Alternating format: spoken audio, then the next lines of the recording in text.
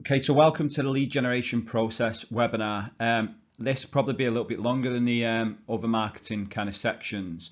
Um, you won't be able to kind of understand the processes behind this if you haven't watched and gone through in full the two previous webinars on member interaction and lead generation. Both of them go through certain types of methods and kind of principles behind lead generation, and hopefully really start to change your mindset about it, because like I've said on every single one, there's definitely an anxiousness towards lead generation, and a lot of PTs will fail because they won't stay in the industry plainly because they don't understand lead generation, they view it wrong, or they haven't got a process to set them up to succeed.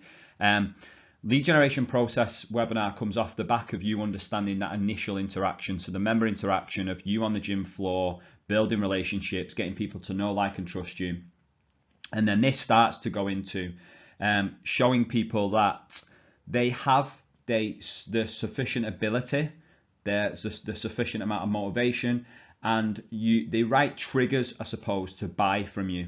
And that's all within a process. And suppose the fitness industry likes to kind of sugarcoat this and not to do a funnel or a system, but at the end of the day, when it comes to marketing any type of product or service, there has to be some kind of funnel behind it. And as on the previous webinar, lead generation, I went through the kind of 4-step process that we discuss in the advanced course especially, but more so in the foundation course when we talk about having 5 to 12 points of interaction. And you'll start to see within this process that there's probably more than 5 to 12 points of interaction. And the reason why we do that is to get people to know, like, trust, understand, and value you as a person and as a business. Therefore, they're more likely to buy, but more importantly, you have enough information to be able to position the right type of service for the right type of person.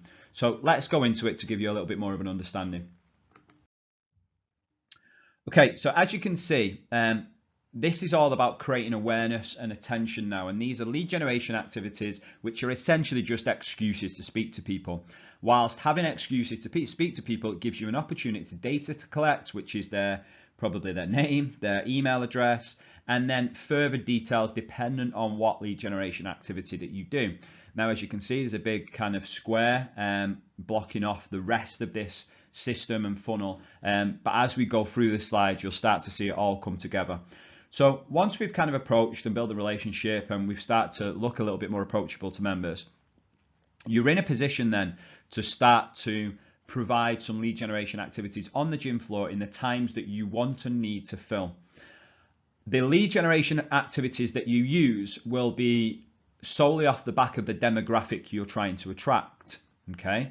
Although this top row of creating awareness and attention is quite generalized and will suit most demographics, I would really encourage you to understand the target market that you're trying to bring into your business, their frustrations, fears, triggers, and pain points, and what you can do to solve them problems with different types of lead generation activities. So if you can see on the top here, going from initial approach, you may meet and greet them, take their name, contact details. You might do a bit of a competition that you're doing just to get your name out there and get people to understand that you're new to personal training within that gym. And that competition might be something as simple as a raffle. I've seen that work extremely well with a high perceived value kind of prize towards it, and that might be to train with you for a minimum of 3 months. So you can use them as a bit of a beta test for your systems as a new personal trainer to make sure you've got everything right, and then to market off the back of them. You might do an on-the-spot induction off the back of that first interaction because they've turned around and said to you that they don't know what certain types of kit, they don't know how to use certain types of kit like a TRX or a kettlebell or some certain machines and so on. So you can go out there and start to support them with that type of stuff. You could then potentially go on to induct them, okay, and book them in for an induction for when you're doing the kind of the shift hours. You could potentially do a health check. Again, really, really good, and you'll be able to see how this all grows and kind of progresses in a minute to go off the back of the health check and what you can do with it. You could do a questionnaire or a survey, really good to create awareness and attention. It's the first layer of you guys getting your names out there and getting people familiar with you and how you can help them. Or you've got kind of technique correction as well. So all of them on the top row are just ideas. You might pick one or two of them to use to get you started, and then over time you'll probably become more confident. You will only be able to measure the success of this if you actually measure the amount of leads coming into your business. So for example, you might be really, really great at doing the raffle competition, but not so good at getting people into the health check. The only way you're going to know that is by tracking that, and I'll go through that on the next webinar with you. So this is the first layer, creating awareness or attention of you. And just to kind of split them up, the creating awareness is creating awareness of your brand and your service, okay? It's more so a relationship-based marketing point of view where you guys will build relationships over time, whereas attention is on you, okay? The attention is on you because they're really bought into you as a person. You might be really outgoing, really kind of bubbly. They might buy into you and your physique, how energized you are in classes and so on. So they're two different types of marketing. One's relationship, one's personality-based marketing. For the sake of this, I just want you to see these things on the top row as excuses to speak to people and abstract data and information from them so you can eventually position the right service over time. Next bit. Now you can start to see how this progresses slightly. So one of my first things that I put in there was kind of, well, you can see it on the top row, like competition. And off the back of the competition, they might win a program, for example. And that's the next layer. So like competition, you've took their details, their email address and so on, and we'll get into that a little bit further in a minute, and they win a program, they win a food diary review, you advise them on what classes you do, or you do a health check and you set them their calories off the back of the understanding that you've gathered from them on their weight, their body fat, how much they move, and all of that type of stuff. So you can set some calories and give them to them. All of this is doing is driving value in you as a person and as a business, and it's directly solving a problem. Because if you can imagine, if you really support someone by setting their calories or doing a food diary review, giving them that type of support is probably going to get them results compared to what they were doing in it previously, or their experience of kind of diet and training before and so on. So off the back of results, it's going to drive the value in you a hell of a lot. So this is a really effective system to kind of implement. And for the record, I'd probably only do one or two of these on the second row, same as I would do one or two on the top row. I'd do one or two, trial them, and do one or two on the second row and just see how they go, just to measure it and adapt it if necessary, change it out for something else. And it all has to come back to you understanding your market and making sure it's relevant for them. So this is all creating interest now. Okay, so you've created awareness and attention on the top row. Now you're actually creating interest in what you do. You've give a food diary out from a class, for example, and now you've given someone the opportunity to sit down and go through it, or you've gone through it on a call. You've done a health check, you've set someone's calories, and they've reported back into you with how they've got on in that first week, maybe using MyFitnessPal for the first time. Again, just another opportunity to speak to people. And from this, off the back of the first conversation, then creating awareness and attention, then creating interest, over time, as cheesy as this may sound, the fortune is in the follow-up. So what will happen is, step by step, the more time you spend with them, the more valuable time off the back of that, the value in you will go up. Therefore, they'll start to see how you can solve their problem. Then when you come to convert them into your business, you'll probably come up against less barriers of, say, cost and time. They're just two of the things that normally people throw at personal trainers in a consultation.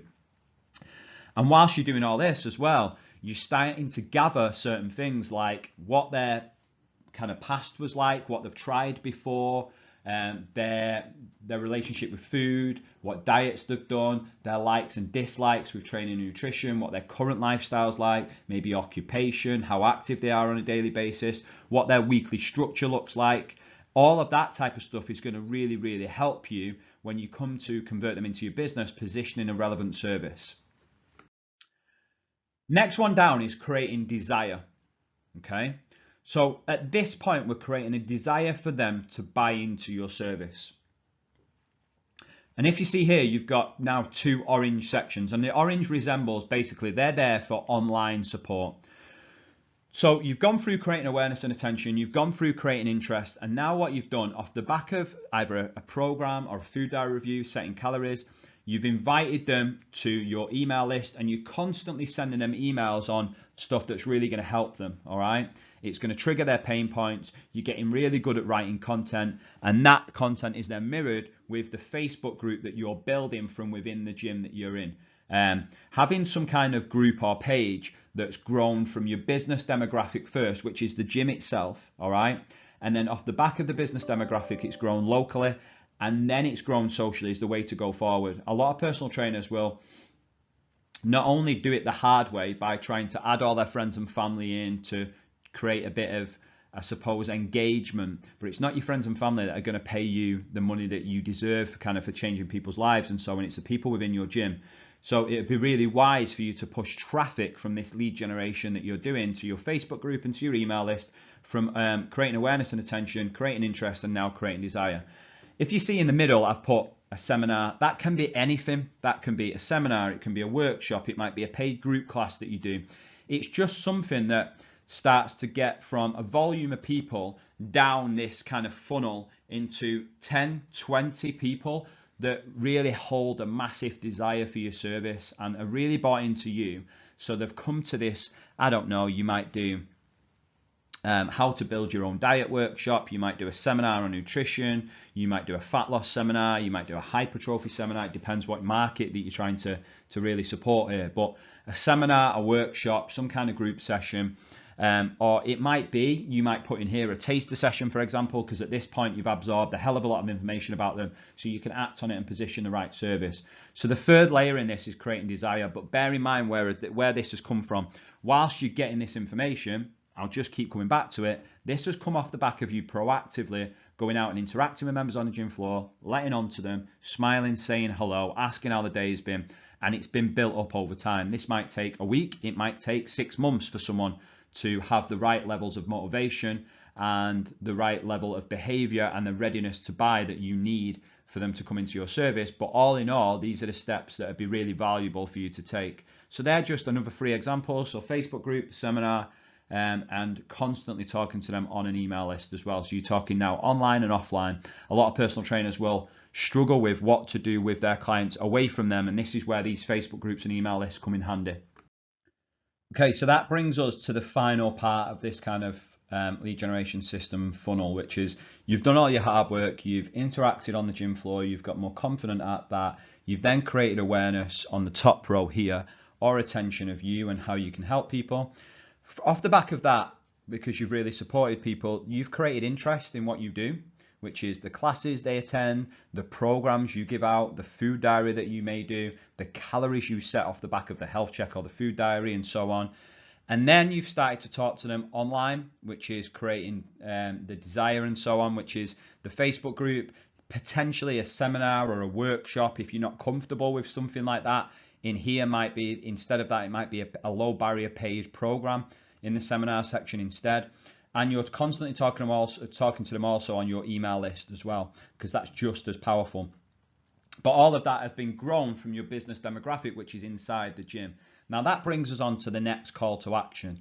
So the call to action might be you'd send all of the people who've been to your seminar, your workshop, an opportunity to do a bit of a pre-consult with you, and that might be a call or it might be a form that they fill out, and that form will have different parts to it, but might be pre-populated also from the level of understanding you've gained from them, and also stuff for them to fill out and send back to you. That then wraps up into a consult, and that puts you in a really, really, really good position in a consultation to have a relevant service in place for the person off the back of the understanding you've gathered, versus reactively taking someone into your business by them coming to you for personal training, you booking them in for a consultation, and actually you've had no process prior, so your level of understanding of them is minimal and their level of understanding of you is minimal, so their value they hold for you probably doesn't match your price point. Therefore you're probably going to hit a bit of a barrier there when you present to them, so you might have to discount, go for a lower frequency, and that doesn't help them in getting the results that they need. It just gives them what they want them here and now, and you'll get problems further down the line. So wrapping this up, a bit of a kind of 5-step system or so, which is from the initial interaction all the way through to the consult. This also gives you tons of lead generation activities that you can go off and apply, but it all depends on your demographic. So I'd strongly recommend you put a bit of a 5, 6, 7 step process in place that is online and offline, that generates a system into your business that gathers information whilst driving the value up in you. That is the lead generation process kind of webinar complete. If you want more information on this, we talk regular on the kind of Facebook group about it. We deliver it in the PT Business Foundation course, a little bit different from this actually. So make sure you get on that if you haven't been on it already, or if you have been on it, make sure you go back to your notes from the day, because I'm sure that you benefit from that. But I just can't stress this enough. Have a lack of lead generation processes is the main reason why personal trainers will fail in the fitness industry. So make sure that you try and get this stuff down. Try it, implement it, be consistent with it. If it doesn't work firsthand, it doesn't matter. Keep going at it until you've got some true data and some measurable kind of metrics from it to prove it's gone right and wrong. And if it's gone wrong, change and adapt it, try something else. And if it's gone right, keep repeating it. Like, what's the point in changing it if it's getting success and you're generating a volume of leads? But essentially, that's probably the most important part of you being a personal trainer now, is generating a volume of leads, then bringing them into your business and getting a volume of results. But that's lead generation processes. On the next webinar, I start to talk about how you can track, manage and measure this from a metrics point of view. Cheers, guys.